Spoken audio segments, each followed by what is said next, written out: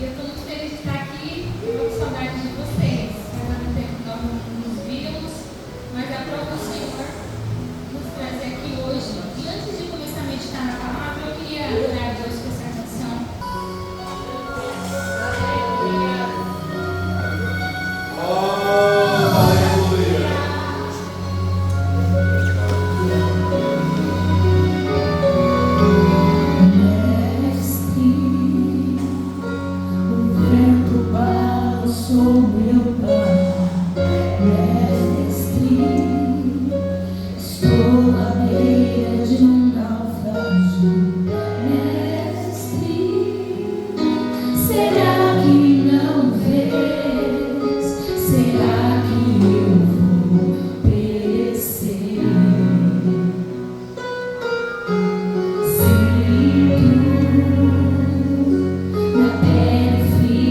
Desse vento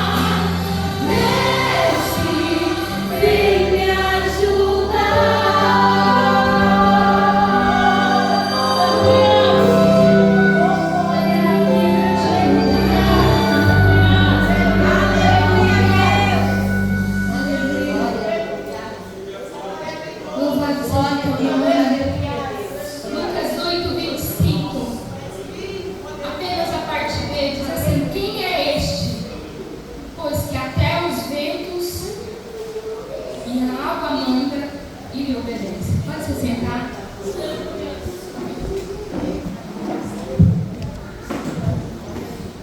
Eu amo esse texto. Na verdade, toda a Bíblia é sagrada para mim. São palavras de vida eterna. Então não tem como amar a palavra de Deus.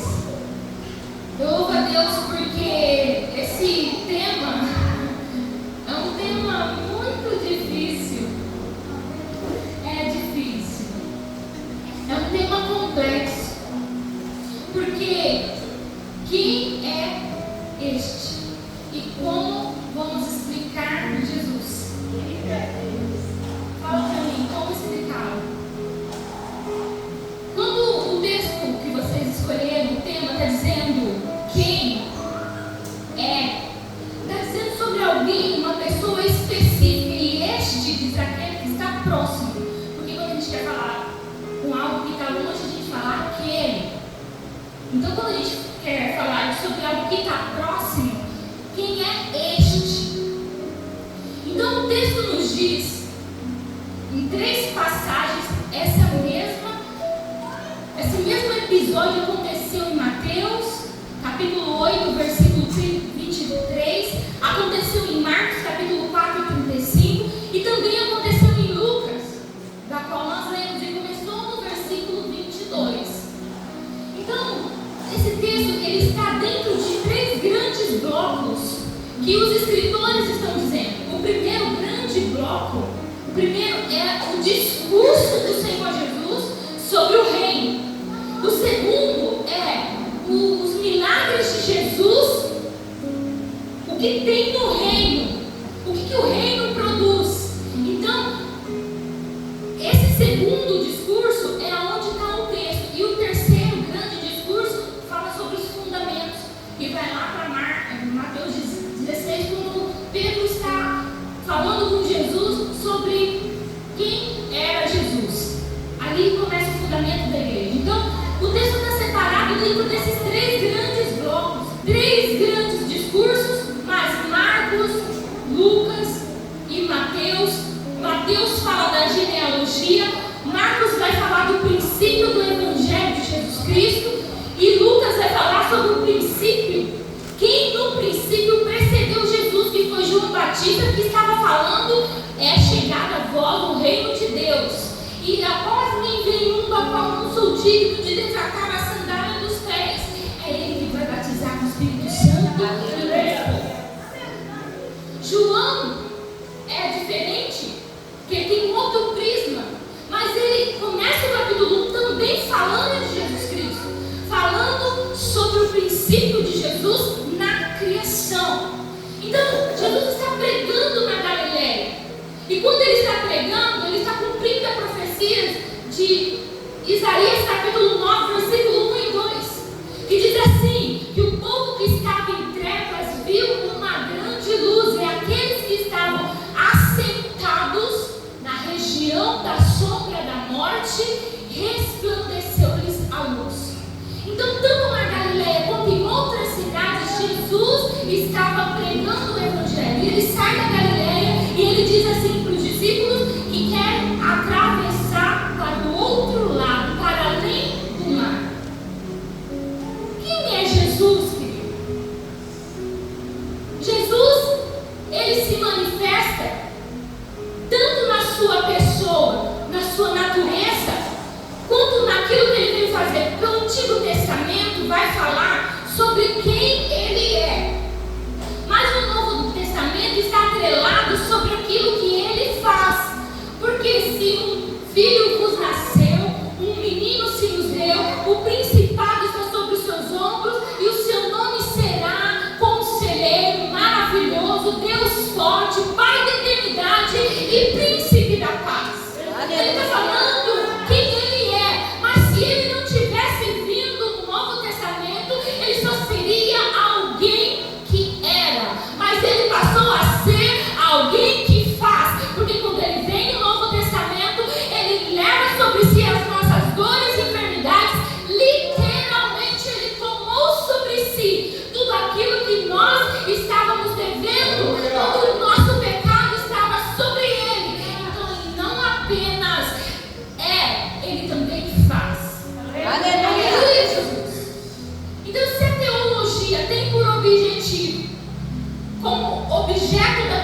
cristologia é o ser de Deus, o estudo sobre Deus. A cristologia vai falar sobre o ser de Cristo. Então, a sua pessoa e a sua obra vai ser manifestada na cristologia bíblica. Então, Cristo não é apenas o mediador da salvação, mas Ele é o mediador da criação. E o que é ser mediador? É aquele que comunica, é aquele que facilita, é aquele que se coloca entre duas partes. Ele é o mediador entre Deus e os homens. Tanto é que Cristo é um nome de função, ungido do Senhor, mas Ele também é um nome de função, tanto quanto é o nome dele, revelando a sua pré-existência. Porque o texto sagrado nos diz que quando Jesus pergunta: que é que os homens dizem que eu sou? Mateus capítulo 16. E os discípulos vão dizer assim: um fala que o Senhor é João Batista, outro Elias, outro Jeremias, outro algum dos profetas. E vós, que dizeis que eu sou? Pedro, levantando-se, disse: tu és o Cristo, o Filho do Deus vivo. Aleluia! Quando Pedro está falando sobre isso, Pedro está falando assim: eu reconheço por Deus que sobre ti está o principado da pré-existência como Filho de Deus. O Senhor não é apenas alguém que nasceu do corpo de uma mulher. O Senhor já existia antes que o mundo era. O Senhor já pré-existia. Aleluia! Glória a Deus! Os gnósticos nessa época criam que o homem é apenas um ser material, estava preso na matéria. Mas o homem era imortal e por causa de uma situação que aconteceu, o homem ficou preso na carne. Ou seja, a carne mais para nada mais presta, segundo o que os gnósticos diziam.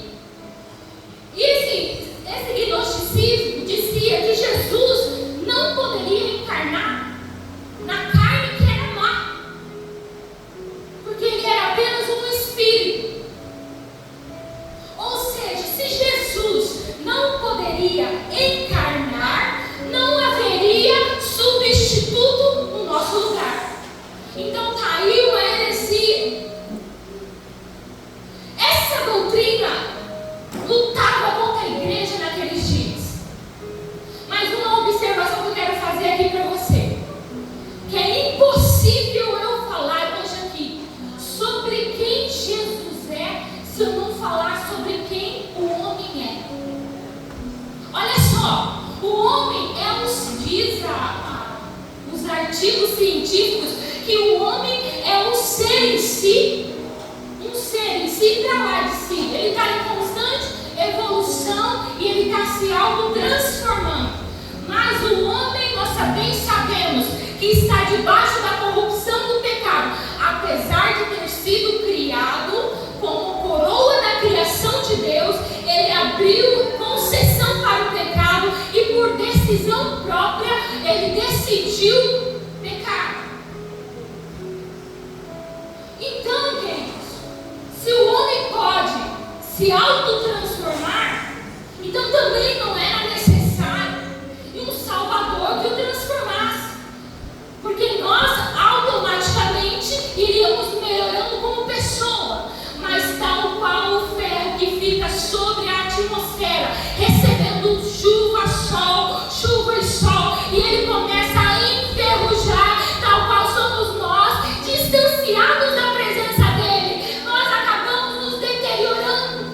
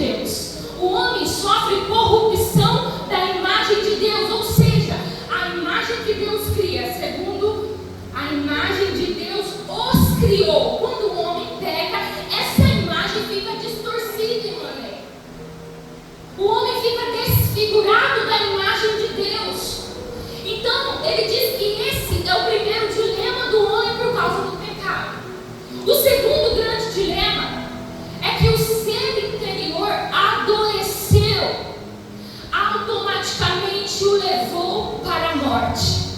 E uma vez que ele levou para a morte, a alma do ser humano está aprisionada, adoecida e morta. Efésios capítulo 2, versículo 1 diz assim: e vos vivificou, estando vós mortos em ofensas e pecados. Ou seja, o homem morre, mas essa morte, esse pecado traz a enfermidade que automaticamente gera a morte. E automaticamente ele morre física e espiritualmente. Olha só, se Jesus, se fosse só acontecer perdão de pecados, não, tudo bem, então já que pecou, perdoa. Só que o homem pecou e transgrediu contra a lei de Deus. O homem peca e só pedir perdão não seria suficiente para deter a doença. Olha só, queridos, dentro desse dilema, ele também passa no terceiro dilema. Ele fala que o homem agora passa a possuir uma dívida, e essa dívida não poderia ser paga por nós mesmos. Aí você está se perguntando aí, Jonas, mas o que é pecado? Pecado é errar o alvo. Pecado é abuso da liberdade. Pecado é transgressão contra a consciência. Pecar é transgredir contra a natureza. Romanos capítulo 1, versículo 18 fala o que é que o pecado fez. Transformou aquilo que era a imagem de Deus na imagem do Deus corruptível. E eles transfiguraram o ser mulher, o ser homem, e passaram a se inflamarem, homem com homem, mulher com mulher, trazendo torpeza sobre si.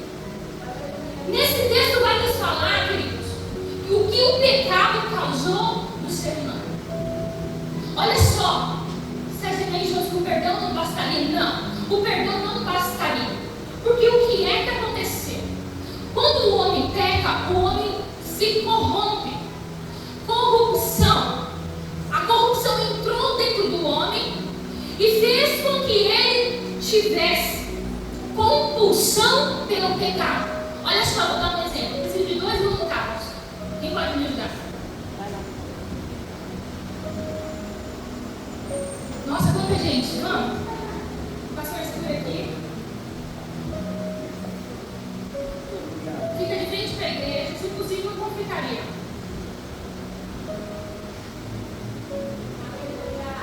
Olha só, o Vital está ali. O que está escrito aí no copo? Pecado. O que está escrito aqui no copo do leite? Homem. Então o que acontece? Quando o homem peca, o pecado entra no homem. Pode derramar sobre o copo do leite. Olha o que acontece com o homem. Ele fica com corrupção dentro dele. Ele fica sujo. E aí essa corrupção traz certos impulsos para nós. Impulsos estes que a transgressão, transgredir, é a mesma coisa que violar, ultrapassar limite, tá correto? Entendeu? Transgredir é ultrapassar limite, quebrar regras.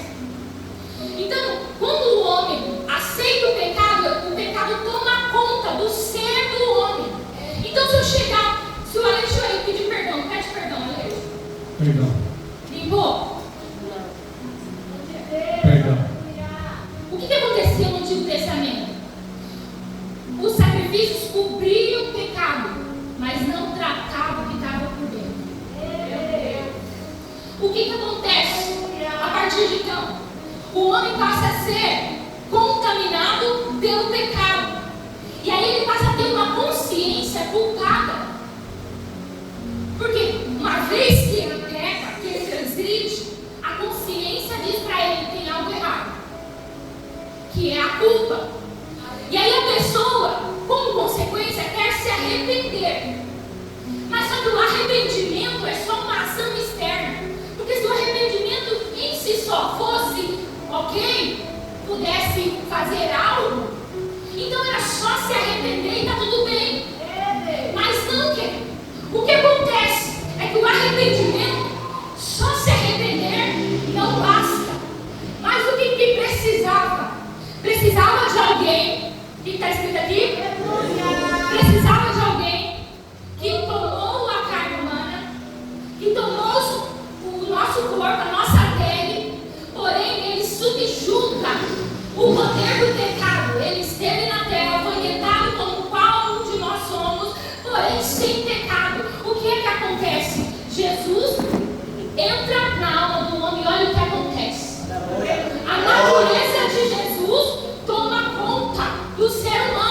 De modo que em 1 João, capítulo 3, versículo 8, diz assim, que nós estamos livres do jugo do pecado. Para isso se manifestou o Filho de Deus, para desfazer as obras do diabo. Então, uma vez que você aceita Jesus, começa a se encher de Jesus, o próprio homem começa a ser purificado, porque o pecado para de ter domínio sobre a sua alma. Por isso que eu não acredito em gente que pega e volta, porque o poder de Jesus pode libertar você completamente. Aleluia! Jesus liberta. E a partir de então, o arrependimento tem que estar atrelado a crer em alguém. Por isso que o próprio João Batista disse assim: produzir, pois, frutos dignos de arrependimento. Quem se arrependeu de verdade, ele simplesmente passa a ter fé em Jesus Cristo. Não tem como. Tanto é que você pode dizer assim: Josi, mas como pode? Jesus tomou a carne humana e ele não ficou em pecado. Como pode ele ter nascido e não ser contaminado pelo pecado? Só que o poder de Jesus, olha aí para mim, o poder de Jesus, a pureza dele é tanta que o pecado não teve domínio sobre ele. Aleluia! A carne humana se rendeu àquele que estava dentro dela. Quando ele toma a nossa pele, quando ele toma o nosso corpo, Jesus encarna no homem. Esse é o tema central da fé cristã. Quem é Jesus? Jesus é profeta, ele é servo. Obrigada, gente. Jesus é profeta, ele é servo, ele é Messias, ele é o Senhor, ele é Salvador, ele é o Logos. Jesus é filho do homem, Jesus é filho de Deus, mas Jesus também é Deus. Jesus se fez homem, subjugou o pecado, como vocês viram aqui. Na própria carne dele, ele disse: pecado, você não tem mais domínio sobre a raça humana. O que acontece? Ele cura a doença do pecado, porque ele é o antídoto, ele é o remédio, ele é o autor da vida, ele é o Salvador, e ele toma a carne humana e ele subjuga a morte e o pecado. Tanto é que Paulo, entendendo isso, ele disse assim: onde está a morte, a tua vitória? Onde está o inferno, o teu aguilhão? Porque o aguilhão da morte é o pecado, e a força do pecado é a lei. Vou te explicar o que é aguilhão. Era um ferro pontudo que tinha ponta afiada, e ele era usado para cutucar os bois que saíam fora da linha. Então, a Bíblia diz que a morte tinha um aguilhão sobre nós. Você está em pecado. Você está em pecado. Você está em pecado. Você está condenado à morte. Só que o pecado teve uma força porque existia uma lei. Vocês estão entendendo? O pecado tinha uma força porque existia uma lei. A lei mostrava, a lei não era ruim em si, era um homem que não conseguia cumpri-la. E para poder cumprir a lei, precisava ser um que cumprisse todos os requisitos da lei. Quando Jesus vem, ele toma os requisitos sobre ele, e ele cumpre a lei e nos dá a graça. Ele cumpre toda a justiça, de modo que o aguilhão do pecado, aleluia, aguilhão fala de força, de imposição. Quando vem um mais forte do que ele, o aguilhão é subjugado. Porque diante do aguilhão da morte, daquilo que pressionava o homem, que condenava, que tinha uma força sobre ele, veio uma força muito maior. Porque esse poder, essa presença, esse Deus, esse Jesus, cumpre a lei e faz com que o pecado não tenha mais domínio sobre nós. E ele cumpre os requisitos, já que a lei quer morte. O pecado leva à morte, a lei mostra que é morte mesmo que eles merecem. Então eu vou tomar sobre mim. E no texto de Paulo, falando aos Filipenses no capítulo 12, ele diz assim: e ele não teve por usurpação o ser igual a Deus, mas aniquilou-se a si mesmo, tomando forma de servo e se tornando como um de nós, na nossa pele. Ele andou por aqui na nossa pele, sabendo o que nós iríamos passar. E o texto de João, capítulo 1, versículo 1 diz que no princípio estava o Verbo, era o Verbo, e o Verbo estava com Deus, e o Verbo era Deus. Então, quem que poderia cumprir os requisitos de um Deus santo, a não ser alguém que viesse da mesma essência? Por isso que ele tomou sobre si, tomou todos os requisitos sobre ele, e ele se fez carne e tomou sobre ele todos os nossos pecados. Aleluia. No texto de João 1,14 diz que o Verbo se fez carne e habitou entre nós, e vimos a sua glória, como a glória do unigênito do Pai, cheio de graça e de verdade. Oh, querido, quem é Jesus?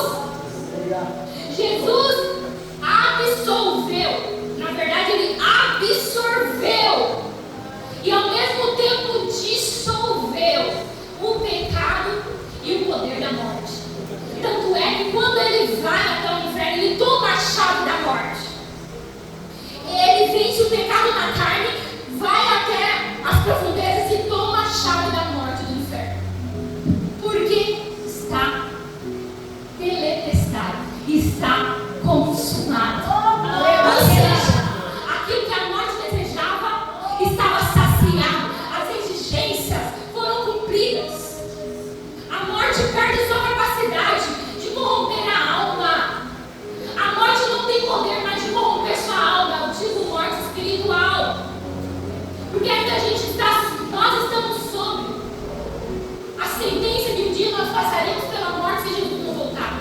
Mas não é mais uma morte espiritual. Ele nos vivifica e ele nos ressuscita.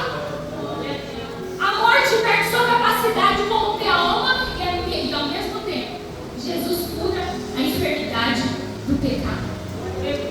E a consequência que o pecado trazia perdeu o seu efeito. Aleluia!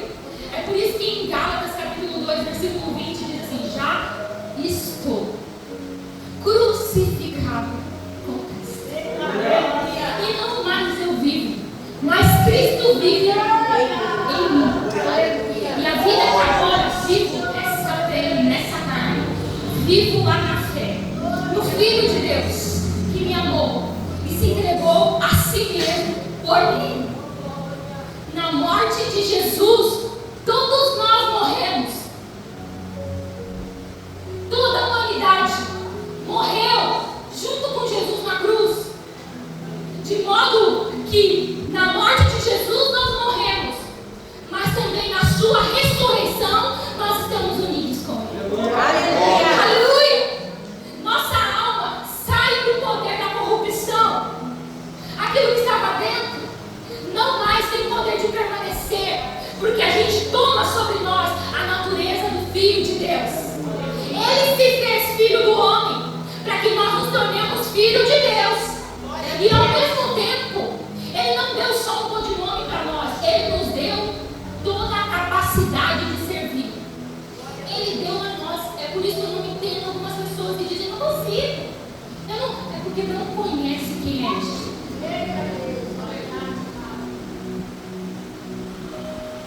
O pecado distorceu o pensamento do homem. Lembra quando eu disse que o pecado distorceu a imagem de Deus, a imagem de Deus que tinha em nós? Mas Jesus restaura a imagem de Deus sobre nós. E como isso, José? Porque quando nós nos aproximamos, Deus vai falar assim, que nós nos aproximamos através do véu, o véu da sua carne. Nós nos aproximamos do altar de Deus através do véu da carne de Jesus.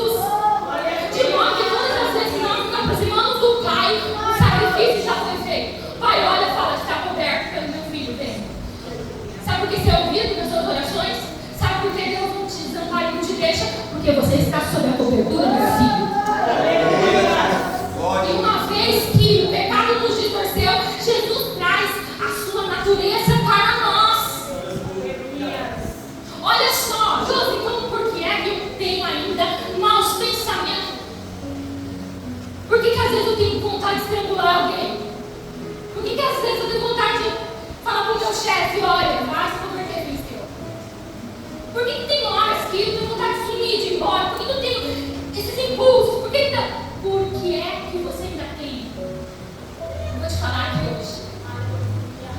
Porque você precisa agora passar a aprender sobre o novo reino, sobre quem você é, sobre qual é a sua nova natureza, quem você é em Cristo Jesus. E você passa a aprender. Paulo falou isso em Romanos, capítulo 12, versículo 1 e 2. Ele fala por coisa assim, para ser mais ligeiro. E não vos conformeis com este mundo. Vai falar. Rogo-vos, pois, irmãos, pelas compaixões de Deus, que apresenteis os vossos corpos como sacrifício vivo, santo e agradável a Deus. Agora você se apresenta como sacrifício, como aqueles que renunciam. Eu até queria fazer, mas não faço porque eu amo Deus.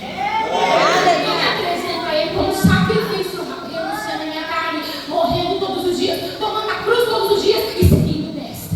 Quem quiser vir, quem quiser, a si mesmo se nega. Você não serve mais se você estiver em si mesmo. Mas se você estiver com Cristo, a Bíblia diz que os seus pensamentos, a sua prática, as suas atitudes, o seu velho homem é sepultado. E aí o novo homem começa a ter novas atitudes. De modo que antes você não levava dessa forma para casa, mas agora você olha para cima e nem respondem na ruga estressada. Antes você passava na frente do pai, você queria ir lá. Mas daqui a pouco, quando você está andando com Jesus, Ele andando com você, Emmanuel, Ele dentro de você. Você passa perto do bar e fala, Senhor, liberta essas vidas. Não sobe mais cheiro de cigarro, não sobe mais vontade de tomar uma gelada, não sobe mais desejo pelas outras coisas, de modo que você passa até nojo do pecado. Porque quem está andando com você está te absorvendo para Ele. E essa é a maior guerra nossa, se deixar ser absorvido por Jesus Cristo. E o texto que eu estava falando de Romanos 12, 2, você tem que apresentar o vosso corpo, que é culto racional. Culto com entendimento, não culto louco. Você faz o que quer lá e o que vem aqui da glória. A pessoa faz sair lá fora e vem aqui, só erguer a mão que resolve. Não, querido. O seu corpo agora passa a ser templo do Espírito Santo. Aleluia. E não mais se conforme com as coisas deste mundo. Eu preguei essa palavra outro dia. Tomar forma do mundo, mas transformai-vos pela renovação do vosso entendimento. Então você precisa aprender a ser novamente filho de Deus, a imagem de Deus. Quando o pecado distorce o seu pensamento, você vai dizer assim: no demais é honesto, tudo que é honesto, tudo que é justo, tudo que é puro, tudo que é amável, tudo que é de boa fama. Se há algum louvor, se há alguma glória para Deus, é isso que eu vou ocupar no meu pensamento, no meu coração. Você passa a dominar e aprender dele. E automaticamente você entra numa vida de santificação. De santificação é separar-se. E é só possível ser santificado se você tem certeza da natureza de Jesus em você. Aleluia. Olha só, agora eu vou entrar no texto. E eu vou aplicar rapidamente. Quando os discípulos estão no mar, e Jesus está falando sobre um discurso com alguns escribas, e está dando algumas lições, e eles passam para o outro lado,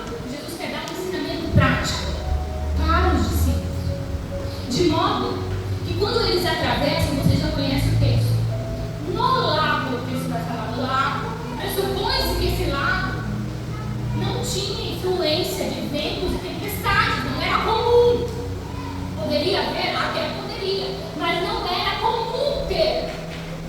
E o texto sagrado nos fala que o barco estava enchendo-se de água a ponto de colocar-nos em perigo. E não estava só o barco dos discípulos, estavam outros barquinhos juntos. Só que os discípulos estão trabalhando ali e tentando, porque aqui é a minha praia. Eu entendo de mar, todos eles, quase boa parte eram pescadores. Deixa comigo que de tempestade, já passando por isso algumas vezes. Eu conheço sobre barco, sobre pesca, sobre mar. Eu consigo, deixa aqui. E eles começam a dar um jeito.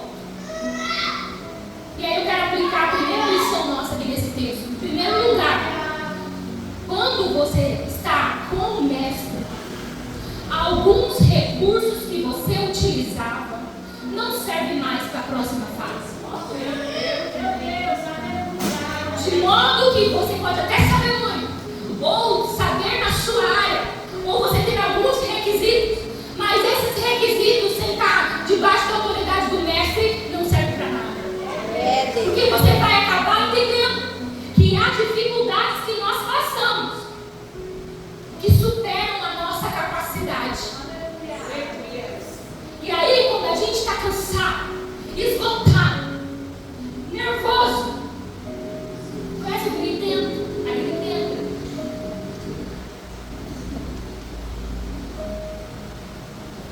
De modo que quando você está dessa forma, você não vai conseguir perceber o segundo ponto. O segundo ponto é que diante dos seus olhos, você precisa contemplar quem é que está com você. No versículo 24, eles chegam até Jesus, despertaram, dizendo: mestre, mestre, o Senhor não se importa? Jesus estava dormindo, irmãos. Aí eu vou entrar em outras controvérsias. Alguns teólogos dizem que Jesus estava dormindo, ele estava passando por uma batalha espiritual, porque ele ia ter que cuidar da ele. De modo que Jesus estava dormindo quando ele é acordado pelos discípulos em desespero. Ele não olha para a falta de fé dos discípulos. Ele olha para o mar, para o vento, para a fúria, e ele repreende. Esse repreendeu aqui é exorcizar. Por isso que alguns teólogos dizem que pode ter sido ter enfrentado uma batalha espiritual naquele mar, naquele dia. Olha só, ele repreende o vento e a fúria do mar e faz-se grande bonança. Agora, diante dos gritos que estava consumindo, o desespero que estava consumindo, então, diante dos seus olhos, você precisa entender quem é Jesus, quem é este. Ele é tudo aquilo que eu preguei aqui desde o início. E toda essa capacidade que ele tem, ele faz com que nós a tenhamos, porque ele diz em João 14:12, se você crê em mim, como diz as Escrituras, fará as obras que eu fiz, e outras maiores. Quem aqui está buscando por obras maiores? E outras obras maiores. Eu estou junto. Terceiro e último ponto. Quando você sabe quem é Jesus, você sabe que o que vai predominar diante de tudo é a sua fé. Porque Jesus repreende a fúria do mar e fala: por que vocês são tímidos? Pressupõe-se que, ao meu ver, o próprio Jesus está dizendo: por que é que vocês não vai contra isso? Por que são tímidos? Onde está a vossa fé? E fé é convicção, certo? Fé é certeza de fatos, fatos que não se viu. Como assim, Jô? Como que é fato se eu não estou vendo? É porque tudo começa na eternidade. Quem está na fé viu o que aconteceu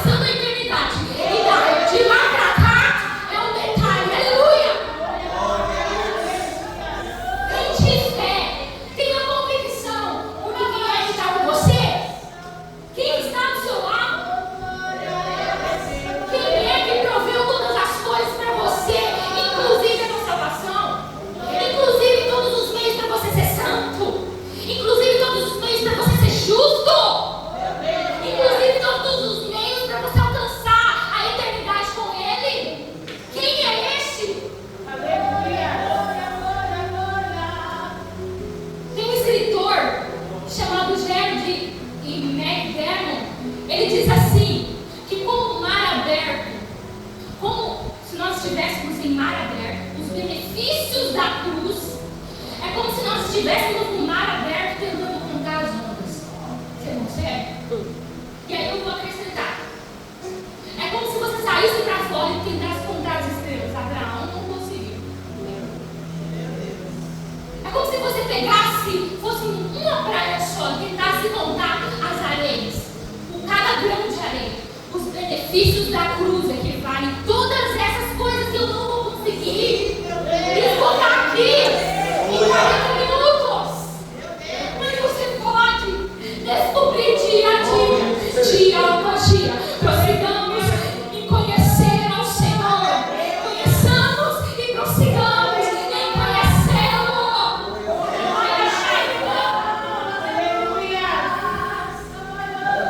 Aleluia. Eu não compreendo como pobres seres humanos rejeitam e censuram a graça divina que os salvam de cair no abismo eterno. Eu não consigo entender como tem gente que ainda rejeita e sai do abismo e está rejeitando. Aleluia, Deus. De modo que a decisão é sua aqui hoje. O que você quer ser e o que você tem que fazer, não espera para fazer, faz agora. Toma a decisão agora. Deus está te chamando a algo mais profundo.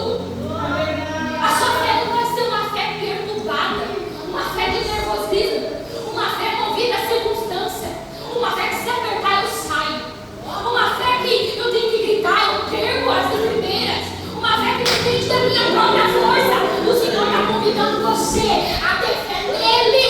Pela graça sois salvos por meio da fé. Pela graça. Quem é esse? Esse é aquele que nos deu favor. Esse é aquele que nos deu intimidade com o Pai. E fé é relacionamento com o Pai. Fé é companheirismo. Fé se movimenta. A fé se movimenta porque ela acredita. Ela tem a convicção de quem ela está, sendo o objeto dela. Eu estou sob as mãos daquele que sustenta o universo. Eu estou, o salmista falou, aquele que habita no esconderijo do Altíssimo. O Onipotente descansará. Direi do Senhor, Ele é o meu Deus, meu refúgio, minha fortaleza, e nele confiarei, porque Ele me livrará e te livrará do laço do passarinheiro e da peste perniciosa. Ele te cobrirá com suas penas e sob suas asas estará seguro. Esse é o Senhor. Esse é Jesus. Eu quero te chamar aqui hoje para orar comigo. Meu Deus, obrigado. Você vai orar.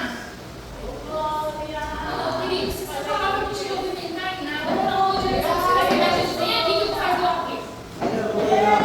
Se não te mover em algo mais profundo, não terá valido a pena, querido. Mas você precisa sair dessa mornidão, desse lugar de trauma, de medo, de confusão, de conflito. Quem é esse? Aqueles que estavam na beira da praia poderiam dizer lá de longe a leite. Quem é aquele? Mas para os discípulos que estavam dentro do barco,